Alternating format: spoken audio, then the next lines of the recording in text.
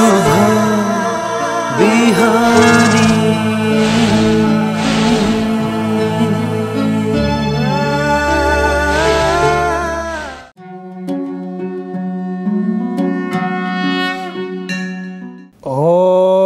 ब्रह्मानन्दं परमसुखदं केवलं ज्ञानमूर्तिं द्वन्द्वातीतं गगनसदृशं तत्त्वमस्यादिलक्ष्यम्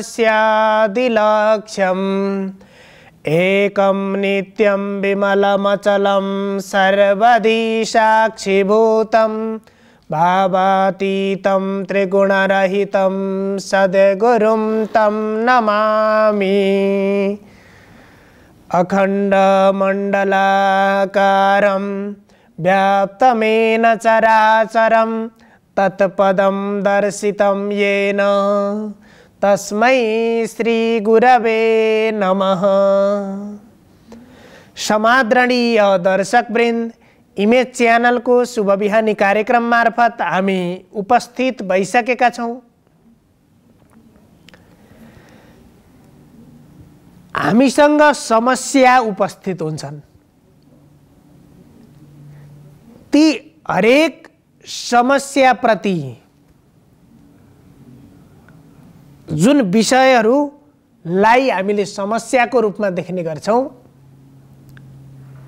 जति बेला त्यो विषय अथवा वस्तुप्रति हाम्रो धारणा नकारात्मक बनेको हुन्छ, जब हाम्रो चिन्तन त्यही विषयप्रति नकारात्मक नेगेटिभ चिन्तन हामीले बनाएका हुन्छौं, त्यही चिन्तनबाट नै त्यो विषय, त्यो व्यक्ति हाम्रो समस्याको कारण बनिदिन्छ। हामीले दिनभरिमा, एक दिनभरिमा भन्ने हो भने धेरै कुराहरू सुनिन्छ, धेरै कुराहरू पढिन्छ, धेरै कुराहरू, धेरै विषयलाई देखिन्छ।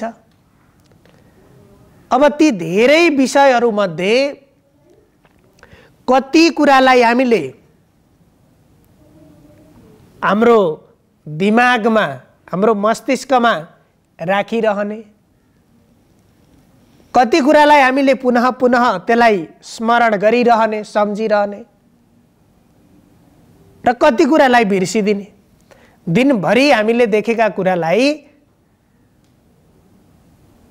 ती सबै कुरालाई त सम्झिँदैन। जति कुरा सुनिन्छ, जति कुरा पढिन्छ, ती सबै कुरा त हामीले सम्झिँदैन।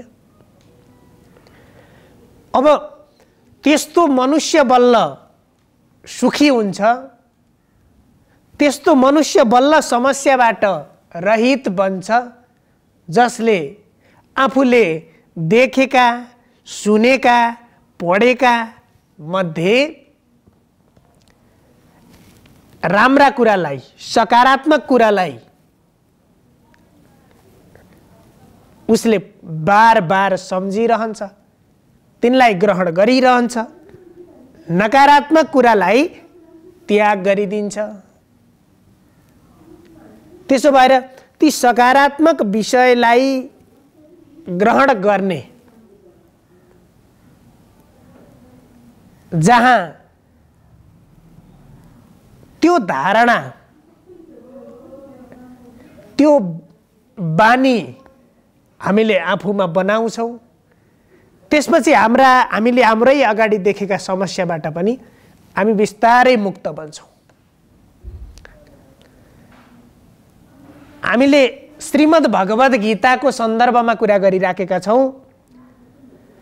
अर्जुन जुन आफ्नो एउटा कर्तव्यमा पुगेर त्यो कर्तव्यबाट विमुख हुन खोज्दै थिए, त्यति बेला भगवान श्रीकृष्णले त्यो अर्जुनको मनमा उत्पन्न भएको समस्याबाट मुक्त गर्नको लागि विभिन्न कुराहरू उपदेश गर्नुभयो। त्यहाँ ज्ञान योगको बारेमा, कर्म योगको बारेमा, भक्ति योगको बारेमा चर्चा गर्नुभयो, बताउनुभयो। विभिन्न तौर तरिकाले सम्झाई बुझाई गरिसकेपछि अब त्यो वास्तविकताको त्यो जसलाई अर्जुनले समस्या देखिराखेका छन् त्यो समस्याको बारेमा त्यो केलाई समस्या मानिएको छ त अथवा के कारणले गर्दा समस्या त्यहाँ उत्पन्न भएको छ अर्जुनले त्यहाँ समस्या देखिराखेका छन् त्यसैलाई बोध गराउनको लागि विभिन्न तवरले विभिन्न दृष्टान्तद्वारा गीतामा भगवान श्रीकृष्णले सम्झाउनु भएको छ र जम्मा जम्मी 18 अध्याय भएको गीतामा अगाडिका सुरुका 6 वटा अध्यायमा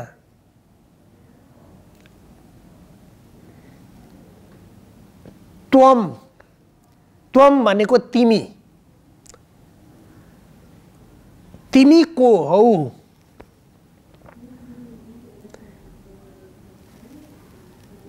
तिमीको बारेमा त्यहाँ बताइएको छ विशेष गरेर यो 18 अध्यायलाई 3 भागमा बाँडेर यहाँ हेर्न सकिन्छ त्यस्तै त्यसपछिको 7 देखि 12 अध्यायसम्म त्यहाँ तत्व स्वरूपको तत्व भनेको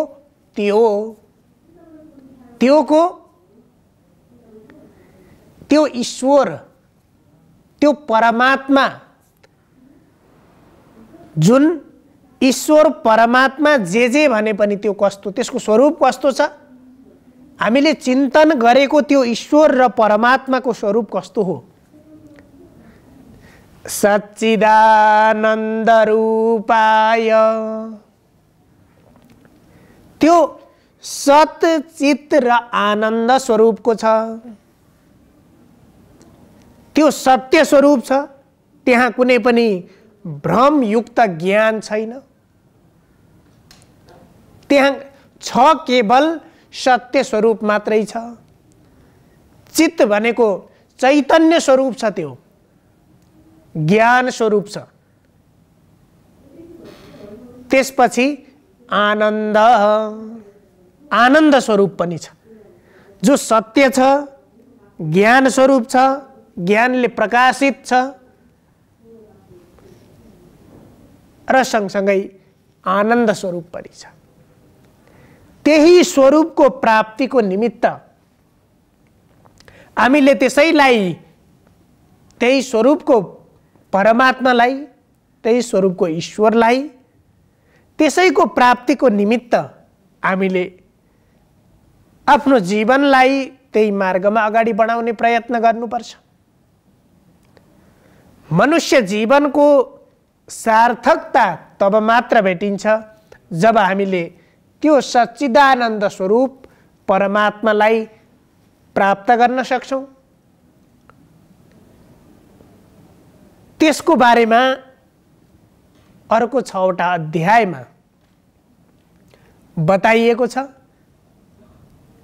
भने अब त्यसपछिका 13 देखि 18 अध्यायसम्म 80 त्यही तत्त्वमसि भन्ने जुन वेदान्तको वाक्य छ उपनिषदको वचन छ त्यो तत्त्वमसि भन्ने वचन तत् त्यो ईश्वर त्वम तिमी असि भनेको हौ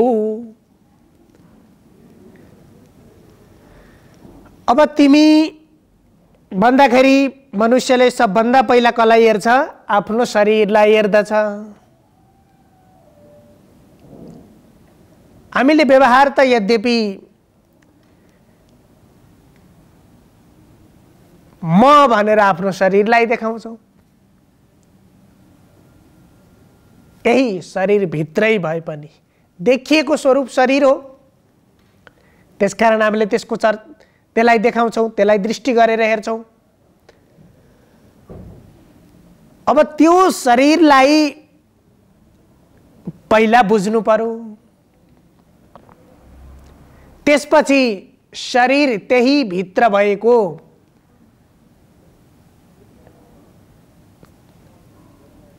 त्वम भनेको त्वम भनेर यहाँ जीवलाई बताइयो।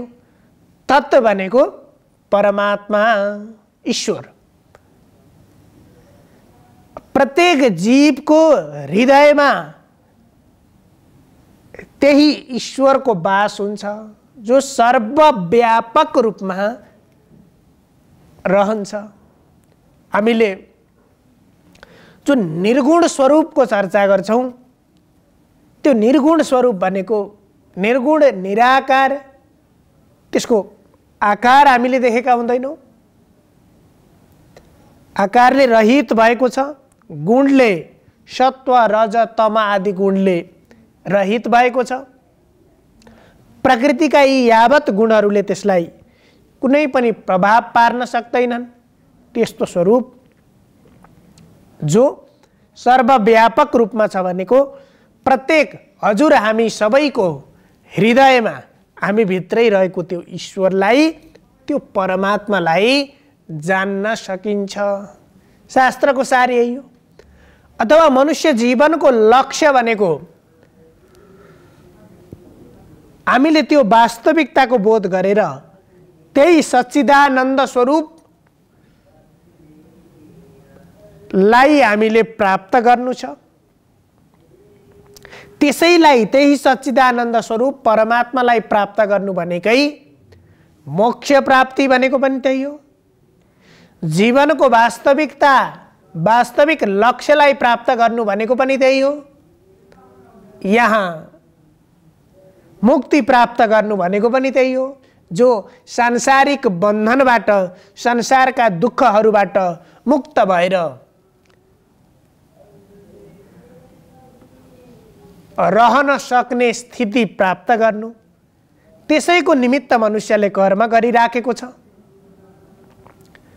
र यो 13 अध्यायमा त्यही तत् र त्वम पश्चात हामीले तत्स्वरूपको त्यो जीवको बारेमा चर्चा गर्यौं,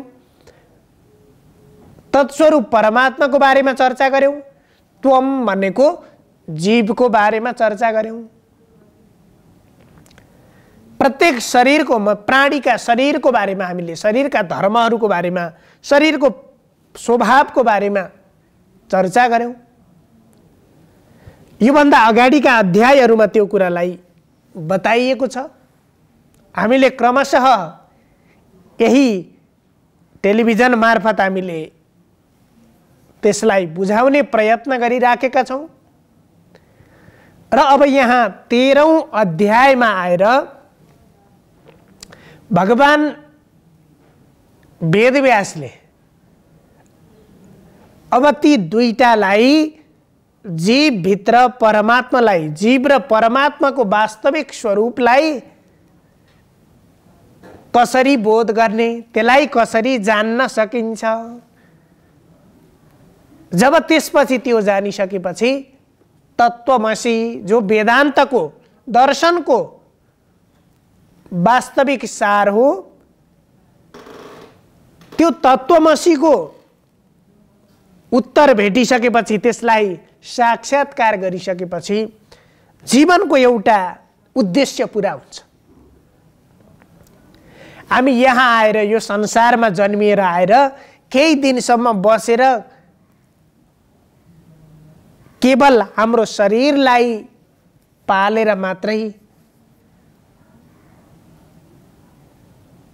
गएर त्यसरी जानुपर्छ भने हाम्रो जीवनको, यति उत्तम मनुष्य जीवनको अर्थ के रहन्छ? त्यसो भएर केवल आहार निद्रा भय मैथुनञ्च सामान्यमे तत् पशुभिर नराणाम,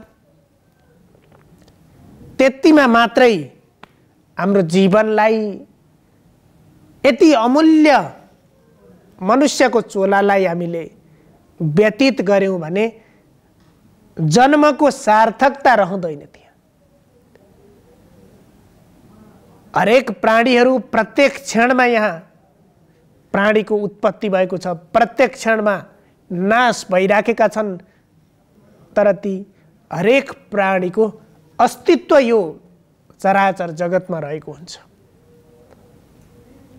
त्यसकारण त्यसलाई बोध गर्नको लागि त्यसैको निमित्त यहाँ अब यो गीताको 13 अध्याय प्रारम्भ हुन्छ यहाँबाट र त्यो 13 अध्यायको नाम क्षेत्र र क्षेत्रज्ञ। त्यो क्षेत्र भनेको त्यो शरीर अथवा त्यो जीव र क्षेत्रज्ञ त्यो शरीरलाई त्यो जीवको वास्तविकतालाई जसले बोध गरेको छ ईश्वर अर्थात् त्यो जीव भित्र रहेको त्यो ईश्वर त्यही सच्चिदानन्द स्वरूप परमात्मा जसलाई अगाडि हेर्दाखेरि हामीले कुनै स्वरूपमा देखेका छैनौँ त्यसैलाई भनियो निर्गुण निराकार स्वरूप। जब त्यसलाई बोध गर्न सकिन्छ हाम्रो जीवनमा उठेका हाम्रो अगाडि उपस्थित भएका हरेक समस्याको समाधान ती हरेक समस्याबाट मुक्ति ती बन्धनबाट मुक्ति त्यसबाट प्राप्त हुन्छ। त्यसकारण हामीले यो विषयमा चिन्तन मनन र निधिध्यासन गर्नुपर्छ। सर्वे भवन्तु सुखिनः सर्वे सन्तु निरामया सर्वे भद्राणि पश्यन्तु मा कश्चित् दुःखभाग् भवेत्। हजुरहरूको दिन शुभ होस्। धन्यवाद।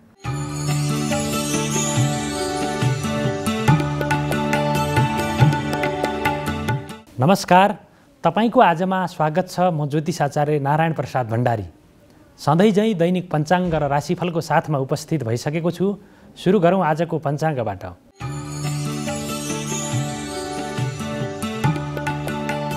आज विक्रम सम्वत 2079 माघ 3 गते मङ्गलबार, ईस्वी सम्वत 2023 जनवरी 17 तारिक, नेपाल सम्वत 1143 नल नामक संवत्सर, सूर्य उत्तरायण, शिशिर ऋतु, माघ कृष्ण पक्ष, दशमी तिथि मध्याह्न 12:53 रहनेछ। तदुपरान्त एकादशी तिथि सुरु हुनेछ।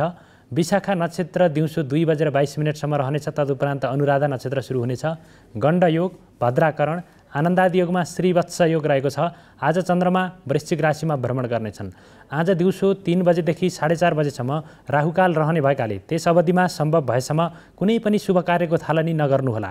काठमाडौँमा सूर्योदय बिहान 6:58 अनि सूर्यास्त साँझ 5:30 हुनेछ। अब लागौँ 12वटा राशिहरूमा ग्रहहरूको प्रभाव आजको दिनमा के कस्तो रहनेछ भन्नेतर्फ। मेष राशि हुनेहरूका लागि आजको दिन अनुकूल रहेको देखिन्छ। आजको दिनमा सरकारी र प्रशासनिक कार्यहरूमा देखिएको विलम्बता हटेर जानेछ। कार्यक्षेत्रमा साथी सहकर्मीको सहयोगको कारणले गर्दाखेरि आफ्ना जिम्मेवारीहरूलाई कुशलताका साथ पुरा गर्न सकिने अवस्था रहनेछ। त्यसै गरी आकस्मिक रूपमा धनलाभ प्राप्त गर्न सक्ने योग रहेको देखिन्छ भने स्वास्थ्य अवस्था पनि अनुकूल रहनेछ। तथापि आजको दिनमा दाम्पत्य जीवनमा भने केही खटपट उत्पन्न हुन सक्ने अवस्था रहनेछ। त्यसै गरी प्रेम जीवनमा देखिएको असमझदारी हटेर जानेछ। वृष राशि हुनेहरूका लागि आजको दिनमा धार्मिक क्रियाकलापहरूमा रुचि बढ्नेछ। सेवामूलक कार्यहरूमा सरिक भइनेछ। दाजुभाइको सहयोगको कारणले गर्दाखेरि आफ्ना महत्त्वपूर्ण कार्यहरू सम्पादन हुन सक्ने योग रहेको देखिन्छ भने कसैको घरमा अतिथिको रूपमा आमन्त्रित भइनेछ अथवा स्वागत सत्कार प्राप्त गर्न सकिनेछ। त्यसै गरी आजको दिनमा विद्या बुद्धि अध्ययन अध्यापन अथवा पठन पाठनका क्षेत्रहरूमा पनि मेहनत गरे अनुसारको प्रतिफल प्राप्त गर्न सकिने अवस्था रहनेछ। त्यसै गरी साझेदारीमूलक क्रियाकलापहरूमा पनि लाभ प्राप्त गर्न सकिने अवस्था रहनेछ। स्वास्थ्य अवस्थाको कुरा गर्ने हो भने पेटमा सामान्य गडबडीको अवस्था देखा पर्नेछ। त्यसै गरी खर्चमा पनि अत्याधिक वृद्धि हुने अवस्था आजको दिनमा रहनेछ। मिथुन राशि हुनेहरूका लागि आजको दिन केही चुनौतीपूर्ण रहेको देखिन्छ। कुनै महत्त्वपूर्ण काम अथवा दीर्घकालीन प्रभावमा पार्न सक्ने लगानीका कार्यहरूमा सकेसम्म आजको दिनमा अगाडि नबढाउँदा अथवा त्यस्ता कामहरूलाई सुरुवाती नगर्दाखेरि राम्रो हुने देखिन्छ। त्यसै गरी आजको दिनमा आफूले बोल्दाखेरि अत्यन्तै होसियारी पुर्याउनु पर्ने अवस्था रहनेछ। बोलीको गलत अर्थ लाग्ने अथवा विपरीत अर्थ लाग्ने अवस्था रहनेछ, जसको कारणले गर्दाखेरि विवादमा पर्न सकिने अवस्था रहनेछ। आम्दानीको अवस्था आजको दिनमा सबल रहनेछ। व्यापार व्यवसायमा नोक्सानी बेहोर्नुपर्ने अवस्था रहनेछ। त्यसै गरी आजको दिनमा मातापितासँग विवाद उत्पन्न हुने अथवा घरायसी झैझगडाहरूमा समय बित्ने अवस्था रहनेछ। त्यसै गरी लामो समयदेखि बन्न बाँकी रहेका कामहरू यदि आजको दिनमा अगाडि बढाउन चाहनुभएको छ भने पनि त्यस्ता काममा पनि कुनै न कुनै खालका विघ्न बाधाहरू अवरोधहरू सिर्जना हुनेछन्, जसको कारणले गर्दाखेरि तपाईँको इष्ट कार्य इष्ट योजनाहरूलाई अगाडि बढाउनको लागि केही कठिनाइ उत्पन्न हुने अवस्था रहनेछ। कर्कट राशि। कर्कट राशि हुनेहरूका लागि आजको दिन अनुकूल रहेको देखिन्छ। आजको दिनमा व्यापार व्यवसायमा उन्नति प्रगति गर्न सकिनेछ। आर्थिक रूपमा आम्दानीका विभिन्न मार्गहरू पहिचान हुनेछन्, पत्ता लाग्नेछन्। त्यसै गरी आकस्मिक रूपमा धनलाभ प्राप्त गर्न सकिने अवस्था रहनेछ। प्रेम जीवनमा देखिएको असमझदारी अथवा मनमुटाव हटेर जानेछ। त्यसै गरी सुखमा वृद्धि हुनेछ। विलासिताका वस्तुहरूमा मन जानेछ। कसैबाट सम्मान पाइनेछ, मान पाइनेछ। साथीभाइहरूले तपाईँका कामको उचित मूल्याङ्कन गर्नेछन्, प्रशंसा गर्नेछन्। त्यसकारण आजको दिन अनुकूल छ। आजको दिनलाई सदुपयोग गरेर अगाडि बढ्नुहोला। सिंह राशि। सिंह राशि हुनेहरूका लागि प्रतिस्पर्धीलाई पछाडि पारेर आफ्ना कामलाई अगाडि बढाउन सकिनेछ। स्वास्थ्य अवस्थामा देखिएको जटिलता अथवा समस्याहरूबाट उन्मुक्ति पाउन सकिने अवस्था आजको दिनमा रहनेछ। त्यसै गरी भूमि भवन वाहन सम्बन्धी कारोबार, जग्गा जमिन सम्बन्धी व्यवसाय सम्बन्धी क्रियाकलापहरूबाट पनि मनज्ञ रूपमा लाभ प्राप्त गर्न सकिनेछ अथवा आफूले सोचेअनुसार त्यसबाट उपलब्धि हासिल गर्न सकिनेछ। कार्यक्षेत्रका कुरा गर्ने हो भने कार्यक्षेत्रमा आफूभन्दा सिनियर कर्मचारीसँग केही मनमुटाव हुन सक्ने अवस्था पनि आजको दिनमा देखिएको छ। त्यसै गरी मुद्दा मामिला झमेलाहरूमा पनि पर्न सकिने अवस्था रहन सक्छ। त्यसकारणले गर्दाखेरि अत्यन्तै होसियारीका साथ अगाडि बढ्नुहोला। आजको दिनमा कुनै पनि निर्णय लिनको लागि कठिनाइ हुनेछ। दुविधामा मन पर्नेछ, के गरौँ के नगरौँ भन्ने अन्यलताको स्थितिले कुनै महत्त्वपूर्ण निर्णय लिनको लागि कठिनाइ उत्पन्न हुन सक्ने आजको दिनमा समय रहेको छ। कन्या राशि। कन्या राशि हुनेहरूका लागि आजको दिन मध्यम खालको रहेको देखिन्छ। आजको दिनमा आफूले इच्छाइएका व्यक्तिहरू अथवा नजिकका आफन्तजनहरूबाट पनि आलोचित हुनुपर्ने अथवा आफ्ना कमी कमजोरीको बारेमा उनीहरूले आलोचना गर्नेछन्। त्यसै गरी आजको दिनमा आर्थिक अवस्थाले पनि आर्थिक अभावको कारणले गर्दाखेरि महत्त्वपूर्ण काम सम्पादन गर्नको लागि कठिनाइ उत्पन्न हुन सक्ने अवस्था रहेको देखिन्छ। आजको दिनमा प्रेम जीवन अत्यन्तै सुमधुर ढङ्गबाट अगाडि बढ्न सक्नेछ। त्यसै गरी सेवामूलक र धार्मिक कार्यहरूमा झुकाव बढ्नेछ। त्यसै गरी आजको दिनमा यात्राको क्रममा अत्यन्तै रोमाञ्चकता अथवा आँटे ताकेका कामहरू पनि सजिलैसँग पुरा गर्न सकिने अवस्था रहनेछ। तुला राशि। तुला राशि हुनेहरूका लागि आजको दिनमा परिवारका सदस्यहरूमा स्वास्थ्य समस्या देखा पर्ने अवस्था रहनेछ। त्यसै गरी आजको दिनमा विलासिताका वस्तुहरूमा मन जानेछ। सुखमा कमी हुनेछ। त्यसै गरी भाग्यबलको कमजोर प्रभावको कारणले गर्दाखेरि अत्यन्तै धेरै मेहनत गरेपछि मात्र कुनै काममा सफलता प्राप्त गर्न सकिने अवस्था आजको दिनमा रहनेछ। आम्दानीका विभिन्न अवसरहरूबाट वञ्चित हुनुपर्ने अथवा आफ्नो सानो गल्तीको कारणले गर्दाखेरि त्यसबाट हात लाग्न लागेको अवसरबाट पन्चिनुपर्ने अवस्था पनि रहन सक्छ। बोलीको सकारात्मक प्रभाव रहनेछ। त्यसै गरी आजको दिनमा काम गर्ने जोस जाँगर र उमङ्गमा भने वृद्धि हुन सक्ने अवस्था रहनेछ। वृश्चिक राशि। वृश्चिक राशि हुनेहरूका लागि आजको दिन अनुकूल रहेको देखिन्छ। आजको दिनमा विलासिताका वस्तुहरूमा मन जानेछ। त्यसै गरी लामो समयदेखि भेटघाट नभएका व्यक्तिहरूसँग भेटघाट हुने अवसर जोड्नेछ। त्यसै गरी अपरिचित व्यक्तिहरूसँग सहकार्यको वातावरण पनि आजको दिनमा तयार हुनेछ।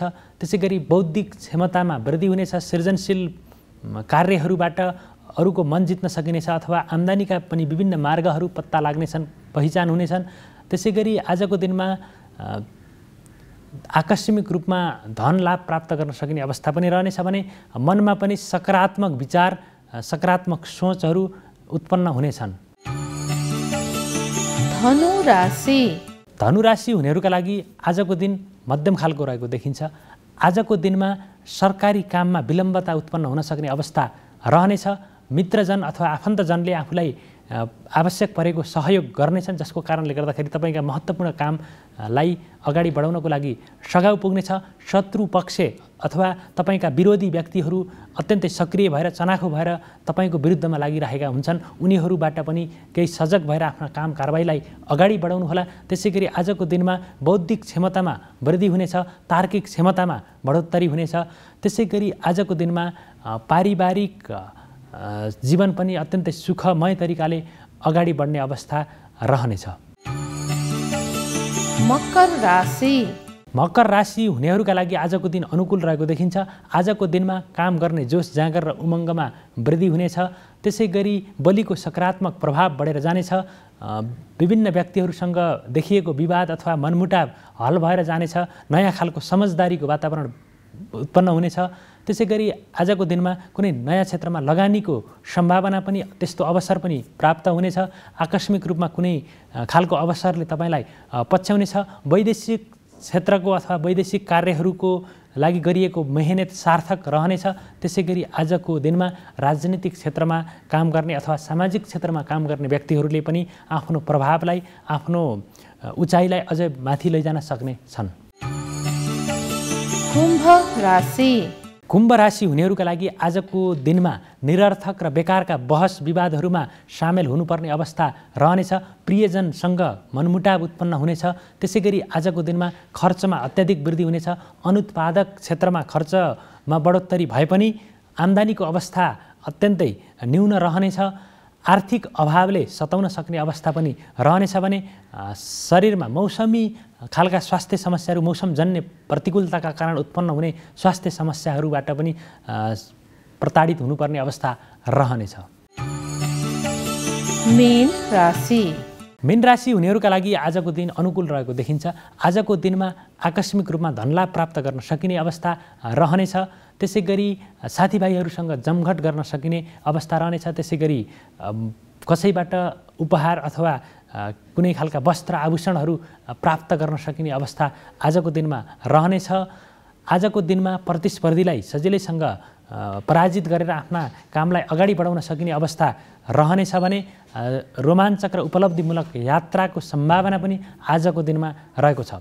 यो त थियो तपाईँको आज अन्तर्गत रहेर 12वटा राशिहरूमा ग्रहहरूको प्रभाव आजको दिनमा के कस्तो रहनेछ भन्ने बारेमा संक्षिप्त रूपमा त्यसको जानकारी प्रस्तुत गऱ्यौँ र राशिफलमा बताइएको जुन फल छ त्यसलाई प्राप्त गर्नको लागि हाम्रा कर्महरू, हाम्रा सोच, हाम्रा चिन्तनहरू पनि उत्तिकै जिम्मेवार रहन्छन्। त्यसकारणले गर्दाखेरि सकारात्मक सोच, सकारात्मक चिन्तन र सकारात्मक उद्देश्यका साथ आफ्ना काममा क्रियाशील हुनुभयो भने पक्कै पनि तपाईँका ग्रहजनित दुष्प्रभावलाई न्यूनीकरण गर्न सकिन्छ।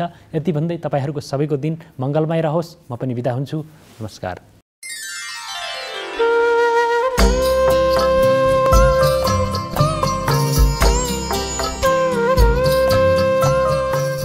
ओम यम ब्रह्मा वरुणमरुतः छन्दन्ति देवैस्तवरे वेदै साङ्गपदक्रमोपनिषदरे गायन्ति यम सामगा ध्यानावस्थितगतेन मनसा पश्यन्ति यम योगिनो यस्यान्तं न विदुषुरसुरगणा देवाय तस्मै नमः।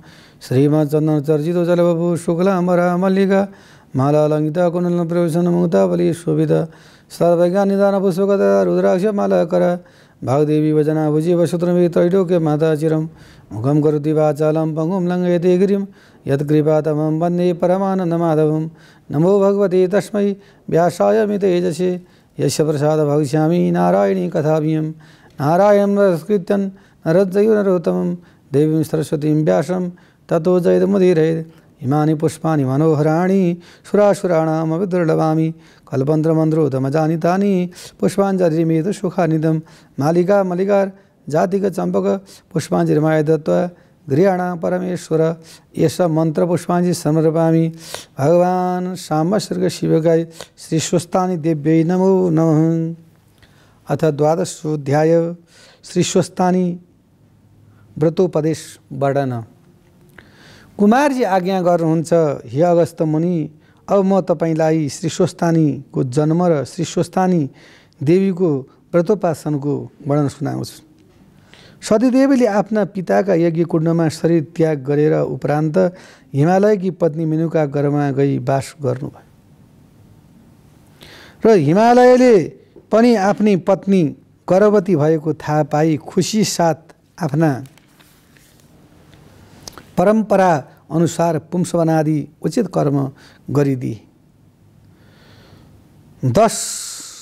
जब 10औं महिना पूर्ण भयो मेनकाका गर्भबाट कन्या रत्नले जन्म दिइन्। 1000वटा बाल सूर्यको जस्तो तेज भएकी, कोमल र अति सुन्दर पद्म जस्तो नेत्र भएकी, सम्पूर्ण लक्ष्यले युक्त भएकी अति राम्री कन्या जन्मिएको देखेर अत्यन्त प्रसन्न भएका हिमालयले वशिष्ठ ऋषिका आदि ऋषि ज्योतिषलाई डाकी विधिपूर्वक जातकादि कर्म गरे। 11औं दिन पुगेपछि बडो धुमधामका साथ नामाकरण यानी न्वारण गरे। वशिष्ठ प्रभृति ऋषि र गुरु पुरोहितले ज्योतिषको धुलौटो कोरी लग्न ठिक ठहराई लग्न नाउँ पार्वती राखे। श्री महादेवलाई स्वामी पाई चतुर्दश भुवनकी मालिक हुने छिन्, लोकमा दुर्जनको संहार सजनको रक्षा गर्ने छिन् भनी हिमालयको प्रशंसा गर्दै बालिकाको भविष्य बताए। हिमालयले पनि ठुलो हर्ष मानी गुरु पुरोहित ऋषि ज्योतिषलाई अनेकौं रत्न सुवर्ण गौ आदि का साथ दक्षिणा दिएर सन्तुष्ट गराई त्यसपछि हामी पूर्ण सन्तुष्ट कृतज्ञ आज्ञा पाए विदा हुन्छ भनी ब्राह्मणहरू आफ्ना स्थानमा जाँदा भए। यस्ता प्रकारले एक दिन अर्को दिन गर्दै गर्दै पूर्णिमाको चन्द्रमा बढे जस्तै ती बढ्दै गइन् र जतिखेर पनि उनको मन पार्वतीको मन शिवजीमा रहन्थ्यो। हिमालय पर्वतकी पुत्री पार्वतीको नाउँ गरेकी कन्या लक्ष्मी भन्दा पनि अति राम्री 32 लक्षणले युक्त भएकी थिइन्। यसकारण ती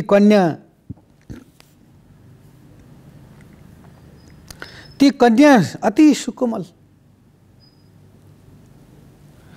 र अब हे वैकुण्ठ नाथ हिमालय पर्वतकी कन्या हजुरले विवाह गर्नु पर्यो। र हजुरलाई सुहाउने छिन् भनेर नारदले यो कुरा विष्णुबाट आज्ञा भयो। अनि नारद हिमालयले ती कन्या मलाई देलान् त? यो सुनि नारदले भने हे प्रभु त्यो कुराको ठेगाना म उहाँ गएर पुगेर गरिहाल्छु। नारदजी प्रसन्नका साथ हिमालयमा पुग्नुभयो। ऋषिलाई देखेर आएको देखि प्रसन्न भएर आसनमा राखेर खुसी भएर बिन्ती गरेर सोध्न लाग्नुभयो, प्रभु मैले के सेवा गर्नु पर्यो भन्दा हजुरकै पुत्री भगवान वैकुण्ठनाथ श्रीहरिलाई दिनु पर्यो। हुन्छ म प्रसन्न छु। भगवानले सोधिन ठहराएर लग्न ठहराएर उहाँ सवारी भएदेखि म दिनेछु। श्री विष्णुले जो आज्ञा सुनि नारद पनि विदा भई आफ्ना आफ्ना आश्रममा जाँदा भयो। हे अस्तमुनि त्यहाँ उपरान्त हिमालयकी पर्वत विवाह निम्ति सामग्री तयार गराई नारद ऋषिलाई डाकी विष्णु लोक पठाए र दिन र शुभ लग्नको ठहर गरी आफ्ना कुल गुरु वशिष्ठ बृहस्पति र यदि इन्द्रादि सहित देवताहरूलाई गन्धर्व किन्नर दैत्य नाग आदि सबैलाई निमन्त्रणा गरेर विष्णु पनि पार्वती कन्या दान लिन भनी हिमालय पर्वतका घरमा जानुभयो। आमा मेनकाले छोरी पार्वतीलाई हीरा मोती मणि माणिक नाना अलङ्कार आदि गरगना सुन्दर वस्त्र पहिराई रङ्गिनी सिंगारी राख्नुभयो। पार्वतीका सखीहरू जया विजया अजिता अपराजिता पार्वती गरगहना वस्त्र आदि सिंगार भएको देखि भन्न लागे, पार्वती आज तिम्रो विवाह हुँदैछ। तर तिम्रो मनमा त सतीदेवी हे पार्वती तिमीले शिवभन्दा तिमीले त अरू कसैलाई पनि चाहेको छैन। आज अनर्थ हुँदैछ। तिम्रो विवाह त वैकुण्ठाधिपति विष्णुसँग हुँदैछ। र ती साथीहरूले ती पार्वतीलाई कुनै नदीको तीरमा लिएर गएर लुकाइदिए। कन्यादानको समय भयो, जन्ती बरिया सबै आए, कन्या छैनन्। सबै दिशामा घुमेर हेर्दाखेरि हिमालय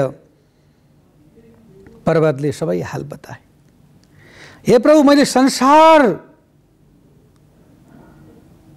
घुमेर हेरी, मेरी छोरी छैनन्, मेरो चित्त आकुल भयो। अब के गरौँ प्रभु भन्दाखेरि खेद नगर्नुहोस्, यो लग्न अलि राम्रो भएन, अर्को लग्नमा फेरि हामी आउनेछौँ भनेर जन्तीहरू फिर्ता गए। र त्यो स्थानमा गएर बालुवाको शिवलिङ्ग बनाएर पार्वतीजी तपस्या गर्न लाग्नुभयो।